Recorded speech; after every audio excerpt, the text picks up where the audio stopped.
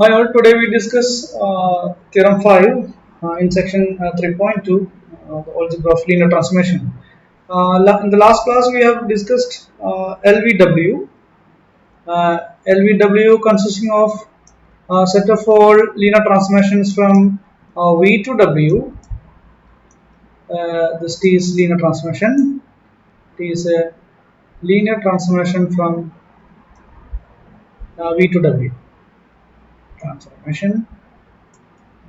And the one thing we should remember is this V and W are vector spaces of over the same field F.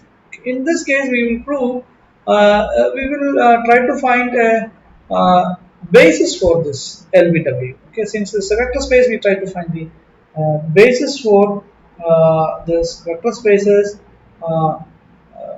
This vector space LVW if the dimension of V is given as say n. Okay, so V be an n-dimensional vector space over the field F, and let W be m-dimensional. So we fix the dimensions of W and V as m and n respectively, and both are the vector spaces over the same field F. Then the space LVW is finite dimensional. We prove that LVW is a finite dimensional with the dimension mn. Okay, so we will prove that the dimension of LVW is equal to mn. We will show by showing that there exists a basis consisting of mn elements. This is the idea of the proof. So we start proof by finding a basis for this LVW. For that, we fix a basis B consisting of the vectors alpha 1, alpha 2, etc. alpha n. These are the basis vectors for V. This is a basis for V, and we consider B prime. This consists of beta 1, beta 2, etc. beta m. Since the dimension of W is m, we can consider a basis B prime. Of course, these are ordered basis. There is ordering for this. So this is the basis for W. Using these two bases, we will find a basis for LVW consisting of mn elements. How will you find the basis elements or basis vectors for LVW? LVW consisting of the linear transformations. So we need to define linear transformations from V to W with mn element, with the number of elements as mn. So you define a linear transformation E corresponding to each element P and Q. These are functions from V to W. Here P varies over 1 to etc. M, and Q varies over 1 to etc. N. Okay. Now, if you define EPQ in this manner, we can say that there are mn elements from V to W. Okay, what is the definition? EPQ of alpha I equal to, this is equal to 0 if I not equal to Q, and beta P if I equal to Q. Okay, so we will prove that these are linear transformations from V to W, and these mn elements are linearly independent and spans LVW. Then you can say that this form a basis vectors for this LVW. Consequently, the dimension of LVW will be mn. So this is the idea of the proof. If you are aware of the Kronecker delta ij, you can explicitly write this. Instead of writing this explicitly, you can use the formula delta I q beta p. Okay, so when I and q are same, that is I equal to q, you can get beta p. Otherwise, I not equal to k, we can get this is equal to 0. Then 0 times beta p is equal to 0. So this delta iq is the value of delta iq is equal to 0 when I not equal to k, and 1 when I equal to k. So this is the definition of Kronecker delta function. So you can write this EPQ of alpha in this manner. Okay. So how do you understand this EPQ? We have already stated in theorem 1. If you refer theorem 1, you can say that if you have V and W are two vector spaces over same field, then by taking a basis vectors alpha 1, alpha 2, etc., alpha n of V, and you take any arbitrary vector beta 1, beta 2, etc., beta n, these are arbitrary vectors of W, then there exists exactly one linear transformation from V to W such that say linear transformation T from V to W such that T of alpha is equal to beta. This is theorem 1. So that means corresponding to a basis and an arbitrary vectors beta 1, beta 2, etc., beta n of W, there exists unique linear transformation. Okay. Now here the case is both are basis vectors. So if you take this as the basis vectors, say alpha 1, etc., alpha n, and consider an arbitrary set from this by taking beta 1 and 0, 0, and all others are 0.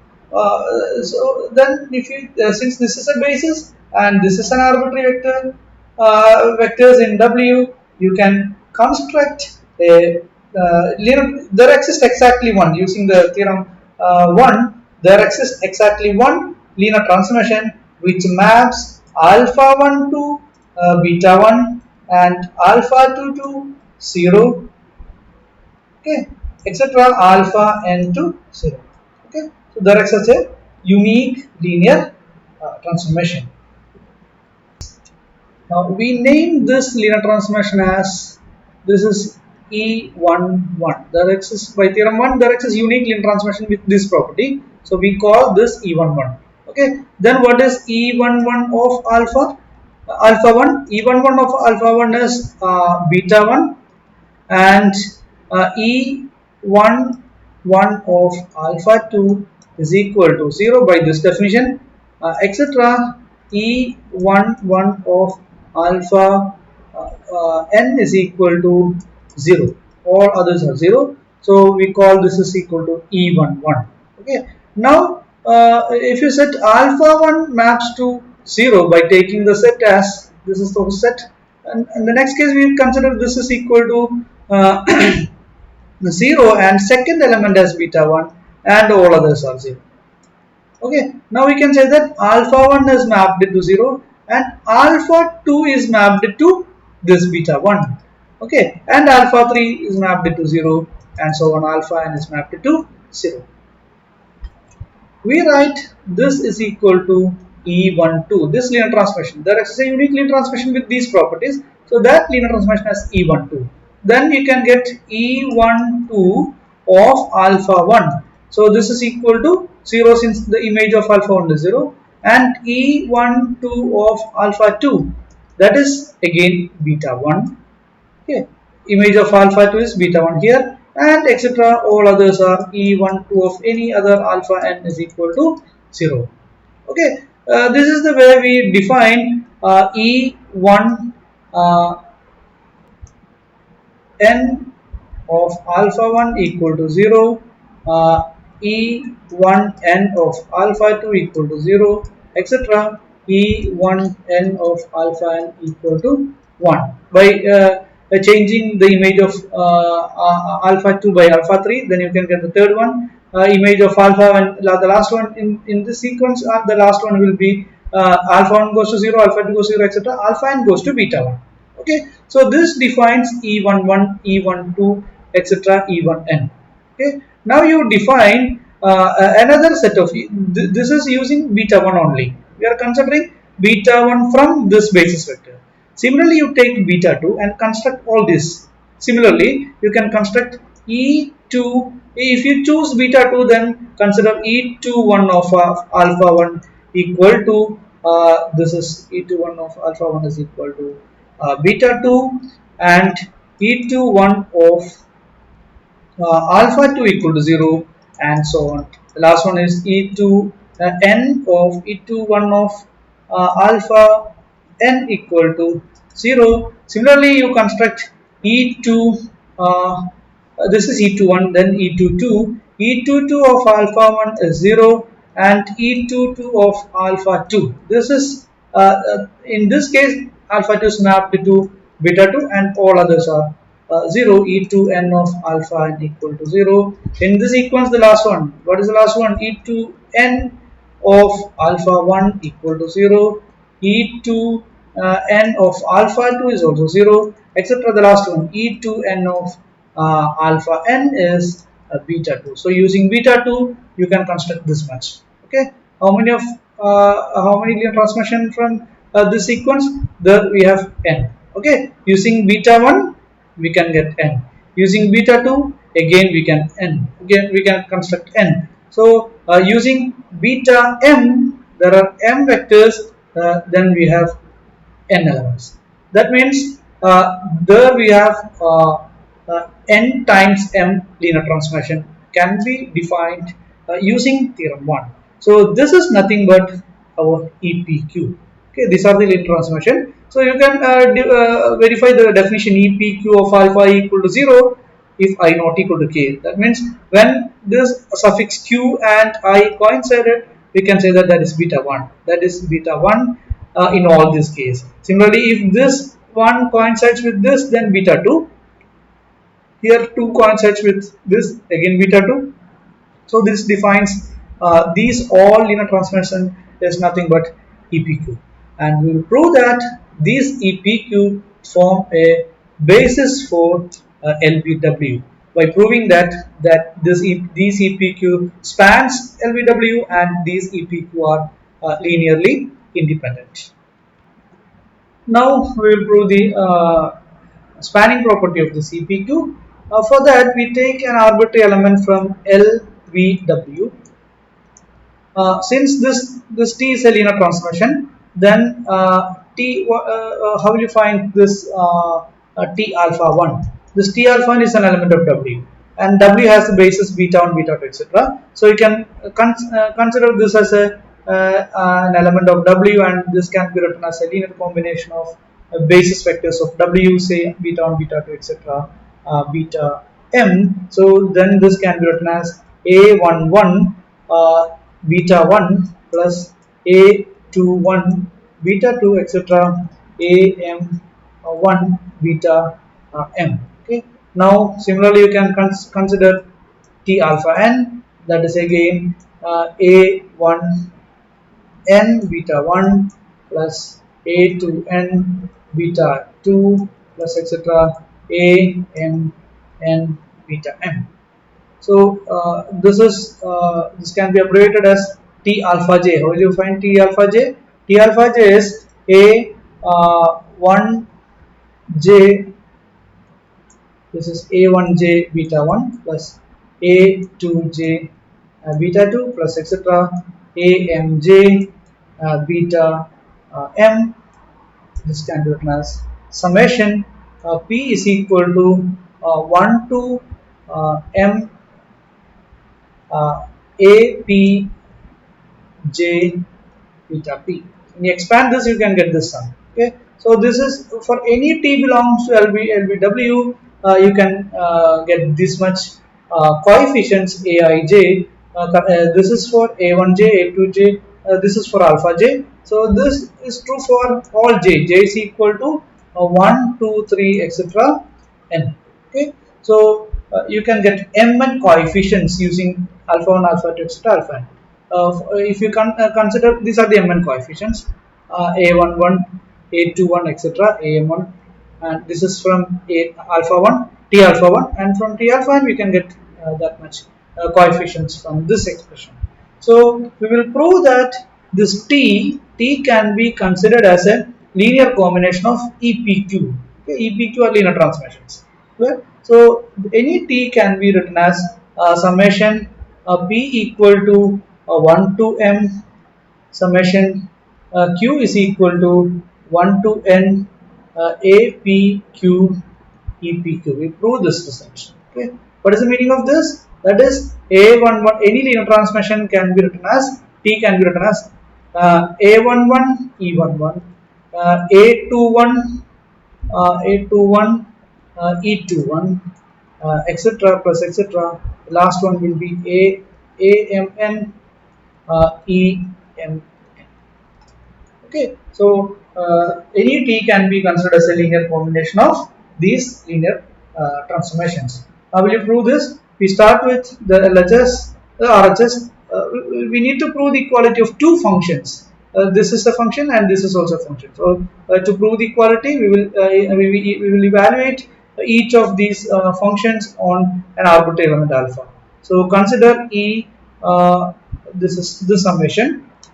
Summation P equal to 1 to m, summation Q is equal to 1 to n A P Q E P Q of alpha.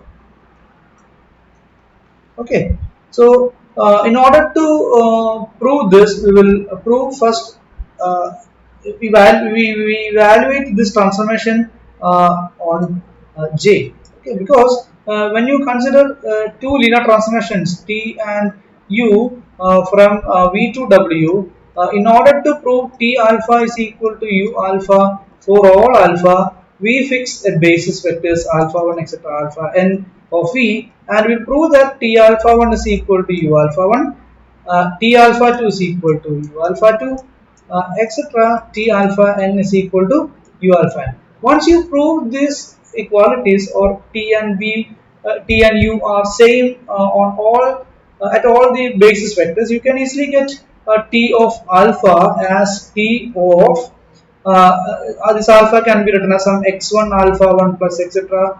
xn alpha n. Since this T is linear transformation, then x1 T alpha 1 plus etc. xn T alpha n. Once you have proved this, that means T and U coincide at all the basis vectors. You can replace this basis image of basis vector by U alpha 1. Once you prove this, then etc. xn T, instead of T alpha n, you can replace U alpha 1. This is equal to U of x1 alpha 1 plus etc. xn alpha n, that is equal to U alpha. That means to prove T alpha equal to U alpha for all alpha, it is enough to prove that T and U coincide at all the basis vectors. So here we need to prove two functions are same at every alpha. It is enough to prove that these two linear transformations coincided with each basis vector. So we prove that this of alpha j is equal to T alpha j for all j is equal to 1 to etc. n. So evaluate this of alpha j. This of alpha j is equal to summation P equal to 1 to m, summation Q is equal to 1 to n, and A P Q. This is EPQ of alpha j. But what is EPQ of alpha j? EPQ of alpha j, this is I Q beta p. Okay, so this is EPQ of alpha I. Then what is EPQ of alpha j? That is, this can be replaced by delta JQ beta p. So this is equal to summation P is equal to 1 to m, summation Q is equal to 1 to n, A P Q. This can be written as delta JQ. This is EPQ of alpha I. Then IQ, delta IQ BP, beta P. Here we have delta JQ beta P. Okay. So when we expand this, you can say that this survives when J equal to Q. Okay. First you put Q is equal to 1, 2, 3, etc. Then we replace this this P by 1, 2, 3, etc. So when you equate this J, when this J and Q are equal, you can get this as 1, and that term is that is only the surviving term. So this becomes this equal to beta P equal to 1 to m A P J, this is A P J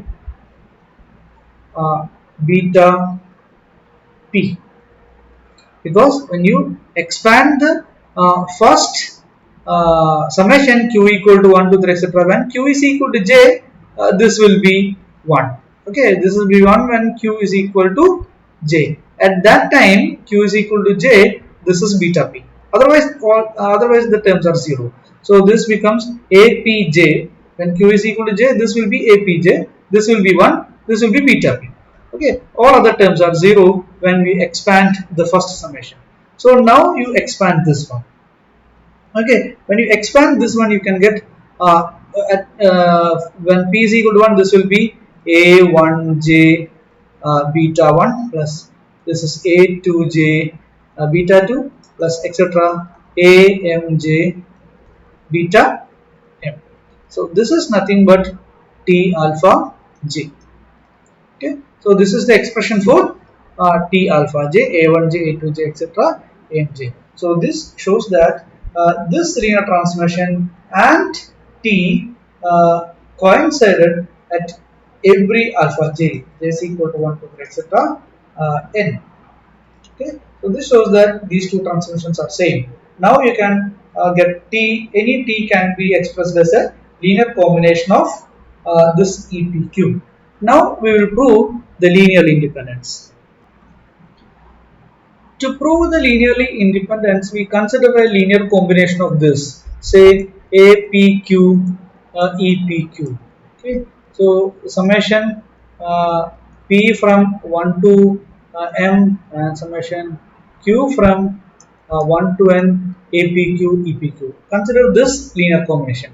If this linear combination equal to 0, we can say that each EPQ equals 0, APQ equals 0. So this implies each APQ is equal to 0 for all P and for all Q. Then we can say that EPQ are linearly independent. Okay. So to prove EPQ are linearly independent, we consider this linear combination equal to 0 and prove that this will be 0. So this is our claim. So once you assume this, this is a 0 transformation. That means this of alpha, summation p equal to 1 to m, summation q is equal to 1 to n, apq, epq of alpha equal to 0 for alpha. This is the meaning of this statement. This transformation is 0. So this of alpha equal to 0 for every alpha.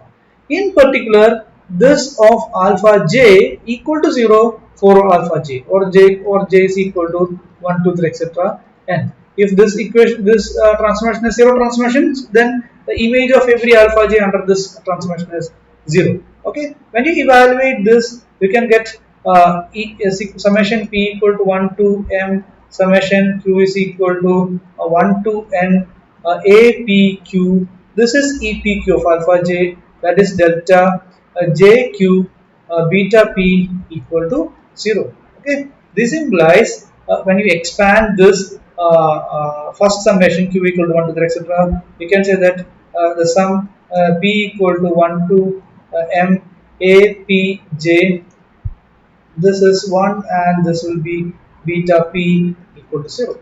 Okay, so this is the linear combination in beta p. Okay, this is true for all j is equal to 1, 2, 3, etc. n. Okay, so this shows that since this beta p, beta 1, beta 2, etc., beta m are linearly independent, because that is a basis for w. So this each coefficient a, p, j equal to 0 for all j is equal to 1, 2, 3, etc. n, and this is true for all p. Okay, so this is equal to 0. Then we can, this implies APQ equal to 0 for all P and Q. Okay, so that means this is equal to 0 for all P and for all Q means APQ equal to 0 for all Q. So this shows that this equal to 0 implies APQ equal to 0. That means this EPQ is linearly independent. Then EPQ the set of all EPQ form a basis for LBW, and this contains exactly m times n elements, because this P varies from 1 to m and this Q varies from 1 to n, so it contains exactly m elements. Therefore, the dimension of LBW is equal to mn. So this proves the theorem 5.